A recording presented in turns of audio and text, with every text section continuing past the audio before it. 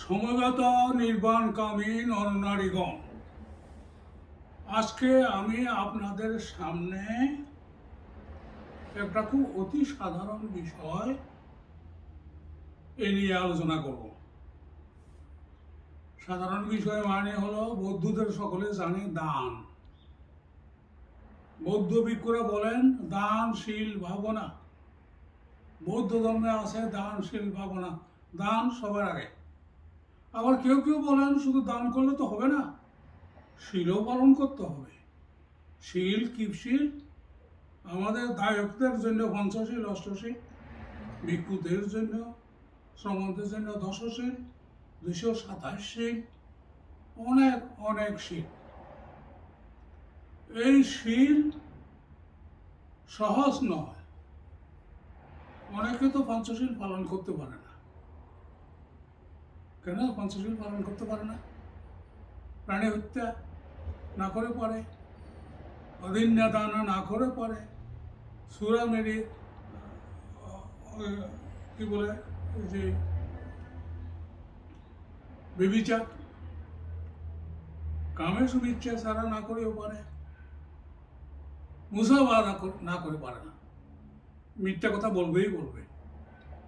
যে কোনো প্রকারে মিথ্যা কথা একটা বলে দিল। বাসে ট্রেনে যাচ্ছেন, আপনাদের হাতে একটা যন্ত্র থাকে না? এই যন্ত্র দিয়ে একজনে টেলিফোন করলো, আরে কোথায় দোস্ত, তুমি কোথায় যাচ্ছেন? ট্রেনে করে চিটিয়াং না কোথায়? দোস্ত আমি খুব ব্যস্ত, আমি মিটিংয়ে আছি। বলে দিলেন মিথ্যা কথা। আপনি একটা বন্ধুদের সাথে আড্ডা দিচ্ছেন, আপনার প্রিয় স্ত্রী টেলিফোন করলো, হে তুমি কোথায়, বাসায় আসো না কেন? এসে আমি খুব গুরুত্বপূর্ণ মিটিংয়ে আছি, জানো? তারপরে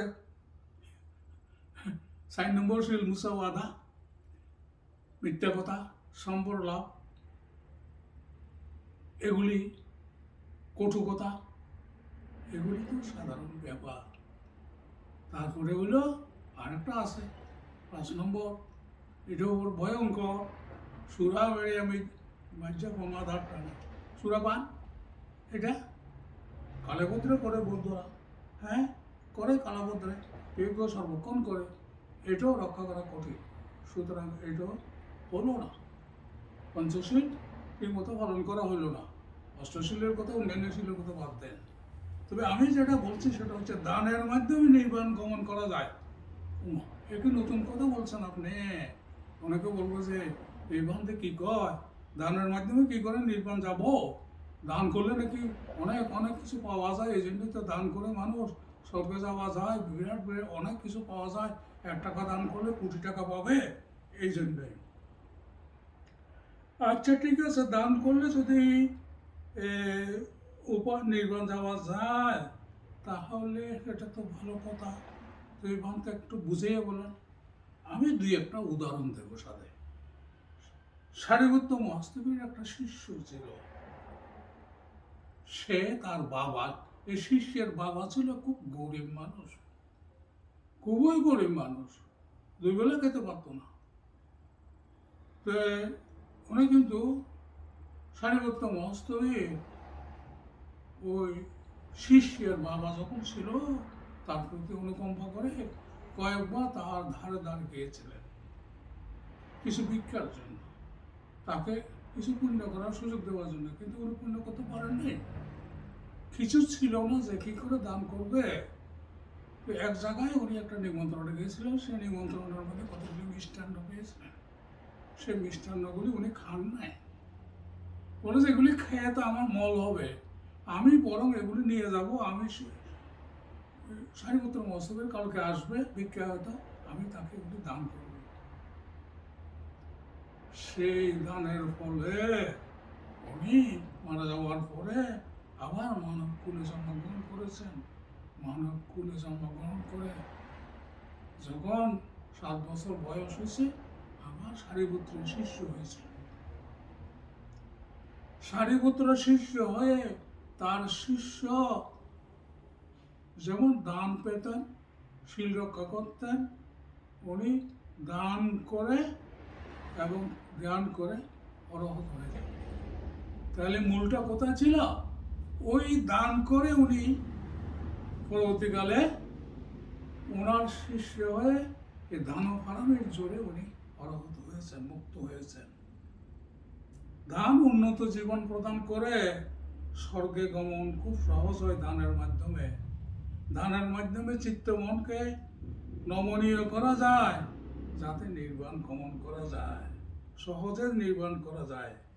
যুদ্ধক্ষেত্রের মতো দান আমাকে যুদ্ধ জয়ে সাহায্য করে। বিনয় বিধান মতে দান 4 প্রকার: আহার দান, শিবর দান, আবাস দান, ওষুধ দান, যাকে আপনারা চতুর্পত্যয় বলেন।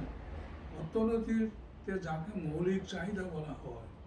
অভিধর্ম মতে দান 6 প্রকার: রূপ দান, কেয়াং সাজান, প্যান্ডেল বানানো, শব্দ দান, কীর্তন, ধর্মীয় গান, গন্ধ দান, সুগন্ধি দান, ধূপবাতি দান, স্পর্শ দান, বিছানা, বালিশ ইত্যাদি দান।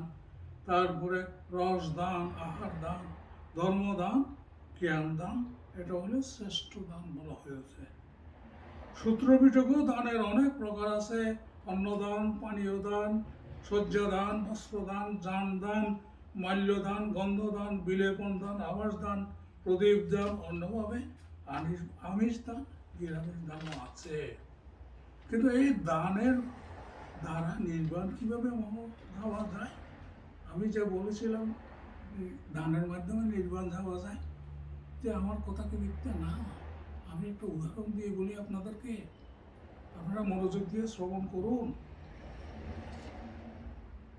বিপসী বুদ্ধের সময় একশাটিক ব্রাহ্মণ নামে একজন ব্রাহ্মণ ছিলেন। আমি আবার বলছি, একশাটিক ব্রাহ্মণ। একশাটিক মানে হলে একটা বস্ত্র, গায়ে দিবার একখান বস্ত্র, তাকে বলা হয় একশাটিক। একটা কাপড় ছিল দুইজনের, স্বামী স্ত্রী দুইজনের একটা কাপড়, একশাটিক ব্রাহ্মণ। দিনের বেলা ওই ব্রাহ্মণই এই কাপড়টা গায়ে দিয়ে কাজ করতেন। সে সময় আমাদের মতো এত কাপড় চোপড় ছিল না তো মানুষের। তারপরে রাতের বেলা ব্রাহ্মণ ওই চাদরটা গায়ে দিয়ে বুদ্ধের কাছে মন্দিরে যেতেন ধর্ম শ্রবণ করার জন্য। তাহলে এতগুলো একটা কাপড় ছিল বলে তাকে একশাটিক ব্রাহ্মণ বলা হতো।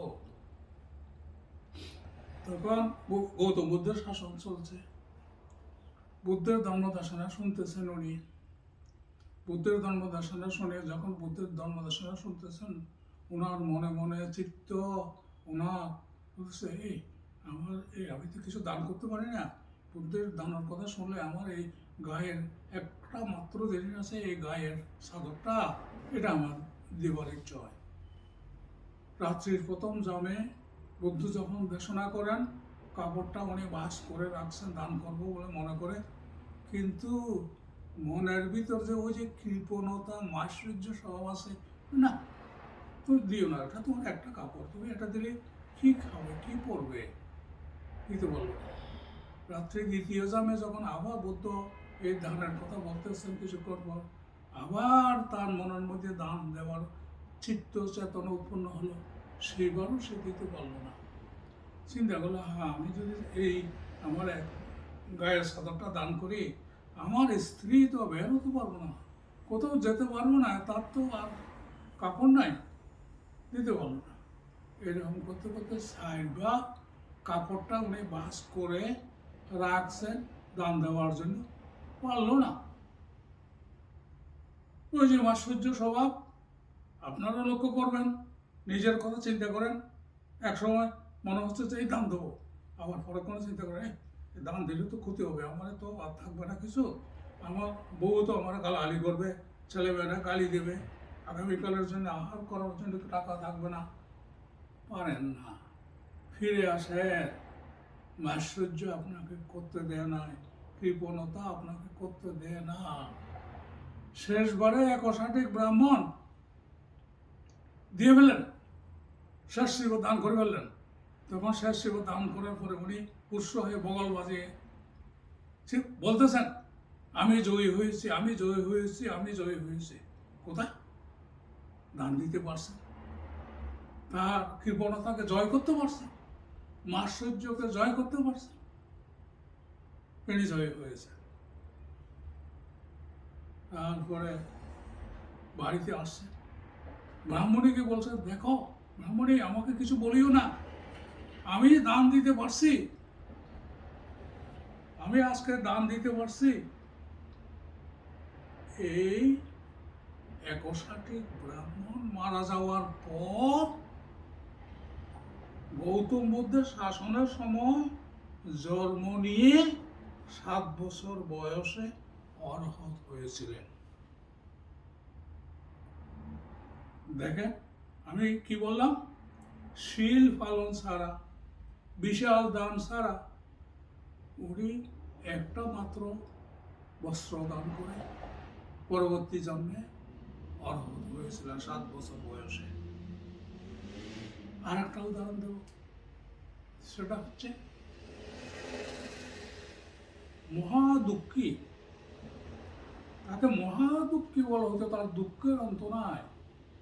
গরিব গরিব, চরমতম গরিব, নিজে খাওয়ার চিন্তা ছাড়া আর কিছু করার কোনো উপায় ছিল না। কিভাবে দান করবে? পেটে ভাতে, যাকে বলা হয় দিনে আনি দিনে খায়, যা রোজগার করে তা দিয়ে কোনো কোনো পেটে ভাতে চলে। তার স্ত্রী আছে, সেও পরিশ্রম করে, যা পায় খুদ, যেটাকে আমাদের দেশে খুদ বলে, চাল ভাঙা, এগুলি পেয়ে কোনো রকমের দিন খায়। এখন একটা দরিদ্র ঘরে, কুটির ঘর আর কি, সেখানে বাস করে, কোনো রকমে থাকে আর কি, মহাদুঃখী। কশ্যপ বুদ্ধের সময়কালে তো ওনার সবাই বুদ্ধরে ফান করে, শত শত ভিক্ষুকে দান দেয়, সোয়াই খাওয়ায়। এই মহাদুঃখীরও বড় ইচ্ছে হলো, আমি কি একদিন কোনো ভিক্ষুরে ফান করতে পারবো না, একবেলা সোয়াইন খাওয়াতে পারবো না? আমাদের গৌতম বুদ্ধের আগে কশ্যপ বুদ্ধের ওখানে এই মহাদুঃখী, সবাই ওরে চিনে, মহাদুঃখী মহাদুঃখী।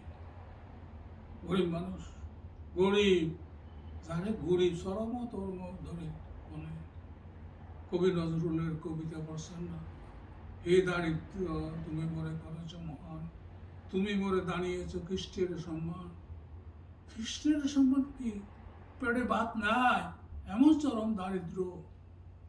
তাহলে একদিন কি করলো, স্বামী স্ত্রী দুজনে আলোচনা করলো যে আমরা কি একটা ভিক্ষুরও ভাঙ করতে পারবো না, স্বয়ং দিতে পারবো না? ব্রাহ্মণী বললো, পারবো, তুমি ভাঙ করো, একটা ভিক্ষুরে ভাঙ করো।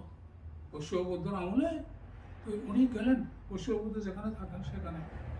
তো কশ্যপ বুদ্ধের ফার্ম উনি রেজিস্ট্রি করে, যে একজন লোক আছে, খাতার মধ্যে লিখে রাখে আর কি। বড় বড় শ্রেষ্ঠী, মহাশ্রেষ্ঠী, বড় রাজা মহারাজারা গিয়ে 400, 500, 600 ভিক্ষুরে ভাঙ করেন, বৌদ্ধ সহ ভাঙ করেন। কীভাবে ভাঙ করতেন? এই মহাদুঃখী গিয়ে বললো, উনি যেখানে কি জন্য আছে মহাদুঃখী তুমি? মহাশয়, আমি একটা বান্তারে একটা সময় পাবাইতে চাই। ও একটা রে? বলে হ্যাঁ। আপনি একটু লিখে রাখেন না? ও লিখে রাখবো না, একজন বাদ করে ভিক্ষুরে ভাঙ সময় খাইবে, যাও যাও, ওই যেদিন খাওয়াবে সেদিন আসিও। আচ্ছা, দুঃখ চলে গেল। তো সে মনে মনে ঠিক করলো যে আচ্ছা ঠিক আছে, আমি 3 দিন পরে সই দেবো, একজন মাত্রা সই দেবো, ঠিক আছে। সে চলে গেছে, তার বউরে বলছে যে 3 দিন পরে আমি ঠিক করে এসেছি, ওরা বলে এসেছি, আর লিখতে গেলাম। সে বলেছে লেখা লাগবে না, একজনের আর কি, আইলে একজন দিয়ে দেবো, মাত্র একজন দিয়ে দেবো। তারপর কি করছে, সে কষ্ট করতেছে। এখন এই যে একজন পান্তারে সোয়াইন খাওয়াবো, মনের আনন্দে গুনগুন করে গান গাইতেছে, গুনগুন করে গান গাইতেছে খুশিতে। সবাই জিজ্ঞাসা করে, কি রে, যেখানে কাজ করে সেখানে জিজ্ঞাসা করছে, কি এটা এত খুশি কা? বলছে আমি সোয়াইন দেবো 3 দিন পরে গোপান্তারে। তাই নাকি? বলে যে ঠিক আছে, তুমি সোয়াইন দিলে যে আমি তোমাকে ভালো চাল দেবো, কিছু দান দেবো তোমাকে, যাতে আমাকে পুণ্য দিও। বলছে হ্যাঁ দেবো দেবো। তাকে কিছু টাকা বাড়িয়ে দিল, চাল দিল। এদিকে মহাদুঃখীর স্ত্রী এক বাড়িতে কাজ করে, সেখানে সে মরিচ বাটে, মশলা বাটে, সেখানে সে মনের আনন্দে এই যে বান্তারে ছয় দিন খুশিতে গান গাইয়া গাইয়া। তো এখানে ওই বাড়ির মহিলা বলছে, এই মহাদুঃখের বউ এত খুশি কে? বলেছে, মালিক আমি 3 দিন পরে বান্তারে ছয় দেবো, তো এই জন্য মনে খুব খুশি লাগতেছে। তাই নাকি? আচ্ছা ঠিক আছে, তাহলে তুমি ইয়া করো, আমার কাছ থেকে ভালো চাল টাল নিয়ে যাইও 1 কেজি। আচ্ছা ঠিক আছে, দিব। দিল, আনি আসে, সব কিছু জোগাড় হয়েছে, টাকাও জোগাড় হয়েছে, চাইলেও জোগাড় হয়েছে। তারপরে কি করছে, বলেছে এই যে বান্তারে কি দিয়ে সোয়াইন দেবো, আমরা তো জীবনে কোনো ভালো সোয়াইন রাঁধতে পারি নাই, মাছ মাংস রান্না জানিও না, দেখি না একটা মাছটা সোয়াই কিনে নদীর ধারে, ওইদিকে জেলার নদীর থেকে মাছ ধরছে।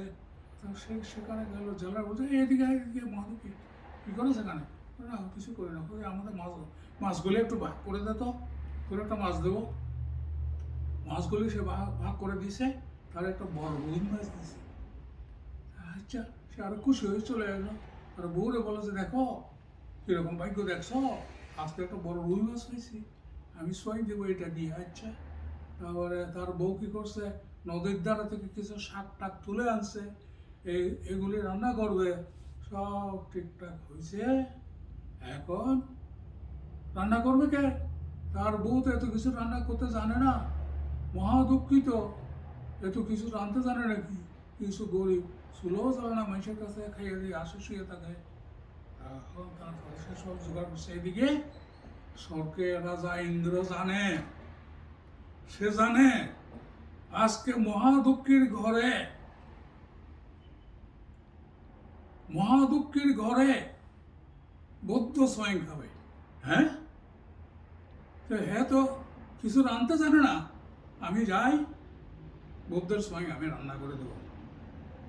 স্বর্গের রাজা ইন্দ্র সে চলে আসলো পাচকের ছদ্মবেশে, চিৎকার করতেছে বাইর থেকে, কারণ রান্না বান্না দরকার আছে নাকি? আমি বিনা পয়সায় রান্না করে দিই। কয় কি বিনা পয়সায় রান্না করে দেয়? পয়সা লাগবে না, কিছু লাগবে না, শুধু পুণ্য দিলে হবে। আর বউর সাথে আলোচনা করে, এই শুনছ কি কয় এ লোকটা? বলে বিনা পয়সায় রান্না করে দেবে। আচ্ছা ঠিক আছে, রান্না করে দিতে বলা, রান্না করে দিয়েছি। স্বর্গের রাজা ইন্দ্র রান্না করতেছে, এই রান্নার সুগন্ধি সারা শহরময় ছড়িয়ে পড়ছে। সবাই চিন্তা করতেছে, এত সুন্দর সুস্বাদু রান্না কোথায় হচ্ছে, এগুলো বাতাসে বেড়াচ্ছে। এদিকে তার বান থেকে সোয়াই দেওয়ার সময় হয়েছে, ও বলতেছে যাও বান্তরে নিয়ে আসো। গেছে কশ্যপ বুদ্ধর এখানে গিয়া, যে লোকে বাঁধতে পাঠায় তাকে বলেছে, কই আমার বাঁধতে কিসের বাঁধতে, কিসের বাঁধতে, কিসের বাঁধতে জানো না তুই? আমি যে বললাম যে আমাকে একটা বাঁধতে দিবে স্বয়ং দেওয়ার জন্য। ভাই আমাকে মনে নাই, কি মনে নাই সর্বনাশ। সে তখন মাথায় হাত দিয়ে চিৎকার করতেছে, কাঁদতেছে, ও তুমি আমার বাঁধতে যোগ দাও নাই, তাহলে আমি কি করব? সে নিচে পড়ে গড়াগড়ি করছে, কাঁদাকাটি করতেছে, তুমি আমাকে একটা বাঁধতে দিতে বললে না, আমি এখন কি করব? আমি একজন বাঁধতে স্বয়ং গাবাইতে পারি নাই। তারপরে সে বলছে, তার দুঃখ দেখে তখন এই লোকটা বলছে, এই যে শোনো শোনো শোনো, উঠো উঠো উঠো, আমি তোমার একটা বুদ্ধি দিই। কেউ করছে কি? যে বুদ্ধ আছে, বুদ্ধ আছে, কশ্যপ বুদ্ধ আছে, বুদ্ধ কোথাও এখনো সময় যায় নাই, তুমি কোনো রকম যাইতে পারো কিনা দেখো, এখানে বুদ্ধের কাছে যাও, বুদ্ধ যদি তোমার দয়া করে তাহলে তুমি যাইতে পারবা। আমার তাই নাকি? সে একবার মুখ মুছে সে ওদিকে রওনা দিছে। ওদিকে লাইন ধরে দাঁড়িয়ে আছে শ্রেষ্ঠী মহাশ্রেষ্ঠী রাজারা, সবাই বুদ্ধকে ইয়া করার জন্য, সবাই খাওয়ানোর জন্য। সে চাইতে গিয়ে ওরা সবাই বাধা দেয়, এই কই যাস মহাদুঃখী, ওদিকে যাস না, বুদ্ধ কোনো সময় খায় না, এখানে যাস না। সে মুখ কালো করে বসে হয়েছে, চাইতে দেয় না, দাঁড়াই আছে। স্বয়ং কেবল সময় যখন হয়েছে, কশ্যপ বুদ্ধ কক্ষ থেকে বের হইয়া সবাইটা দিল, রাজার হাতে দিল না, শ্রেষ্ঠীর হাতে দিল না, দিল কার হাতে? মহাদুঃখের হাতে। সবাই অবাক হয়ে রইল। রাজা বলতে বলেছে, মহাদুঃখী আমি তোমার টাকা দেব, তুমি আমাকে সবাইটা দাও। বলে না, বলেছে তোমাকে বহু টাকা দেব, অর্থ দেব, স্বর্ণ মুদ্রা দেব, রাজ্য দেব। পুরা রাজ্য দিলেও আমি দেব না। বুদ্ধ গেলেন তার পিছনে পিছনে, মহাদুঃখীর পিছনে পিছনে। মহাদুঃখীর গড় নিচু, মাথা নিচু করে ঢুকতে হয়। স্বর্গরাজা ইন্দ্র বিশ্বকর্মাকে বলছে, তুমি দাঁড়িয়ে দাঁড়িয়ে কি দেখছ? বুদ্ধ যাচ্ছে না। বুদ্ধ কখনো মাথা নিচু করে কোথাও ঢুকে না। বিশ্বকর্মা তার গড়ের উঁচু করে দিল, মাটি নিচু করে দিল। বুদ্ধ গিয়া স্বয়ং খেল মহাদুঃখীর ঘরে, মহাদুঃখীর ঘরে স্বয়ং খেল। স্বয়ং দান করছে সেই মহাদুঃখী তার স্ত্রী। বুঝছেন? সবাই দেখতেছেন, রাজা মহারাজারা দেখতেছেন। কি অপূর্ব দৃশ্য, কল্পনা করতে পারেন? বুদ্ধ স্বয়ং ঘেয়া চলে গেছেন, আর এদিকে মহাদুঃখীর ঘরে উঠানে সপ্ত রত্ন বৃষ্টি হচ্ছে। রাজা এসে দেখে অবাক, শ্রেষ্ঠীরা দেখছেন, মহাদুঃখীকে মহাশ্রেষ্ঠী করে বরণ করে দিলেন। এই সেই মহাদুঃখী মৃত্যুর পরে জন্ম নিলেন আমাদের গৌতম বুদ্ধের শাসনের আমলে। জন্ম নিয়ে তিনি অত্যন্ত কম বয়সে অরহত হলেন। তাহলে দেখেন, আমি যেটা বলছি, দানের দ্বারা নির্বাণ লাভ সম্ভব। দানের দ্বারা সহজেই আপনারা নির্বাণ যেতে পারেন। স্বর্গ তো আছে। তাই সুতরাং আপনাদেরকে আমি বলবো, কম বেশি যা পারেন নিজের সামর্থ্যের মধ্যে দান করেন, বুদ্ধের শাসনে দান করেন। এই দান আপনাদেরকে স্বর্গে নিয়ে যাবে। সেই চেতনা থাকতে হবে। দান দিয়ে যদি স্বর্গ চান তাহলে স্বর্গ যাবেন, দান দিয়ে নির্বাণ চান, এই দানের দ্বারাই আমার নির্বাণ লাভের হেতু হোক। এই দানের দ্বারা যাতে আমি নির্বাণ যেতে পারি। ইদং মে দানাং নির্বাণস্য হোতু, ইদং মে দানাং আশবকায়বহং হোতু। ইদং মে দানাং স্বর্গ নয়, স্বর্গ চাইবেন না, নির্বাণ চান তাহলে নির্বাণ পাবেন। সব্বে সত্তা সুখিতা বন্ধু।